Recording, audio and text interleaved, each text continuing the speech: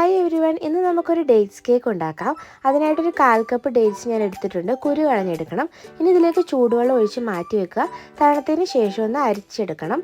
ഇനി കുറച്ച് പഞ്ചസാര പാനിയും കൂടി എടുത്തിട്ടുണ്ട്. ഇനി 1 കപ്പ് മൈദ, 1 ടീസ്പൂൺ ബേക്കിംഗ് പൗഡർ, ഒരു പിഞ്ച് ബേക്കിംഗ് സോഡയും കൂടി എടുത്ത് അരിച്ചെടുക്കുക. ഒരു മിക്സിയുടെ ജാറിലേക്ക് 3 മുട്ടയും 1 ടീസ്പൂൺ വാനില എസൻസും 1/4 കപ്പ് ഷുഗറും കൂടി ഇട്ടൊന്ന് അടിച്ചെടുക്കണം.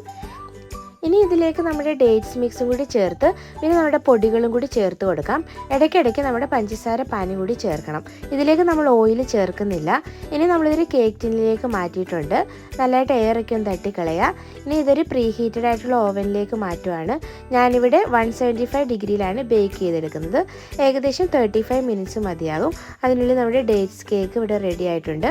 മധുരം നിങ്ങൾക്ക് വേണമെങ്കിൽ കൂട്ടാവുന്നതാണ്. വളരെ ടേസ്റ്റിയാണ്. ട്രൈ ചെയ്ത് നോക്കണം. മാത്രമല്ല ഇതൊരു ഡയറി ഫ്രീ നട്ട് ഫ്രീ കേക്ക് കൂടിയാണ്.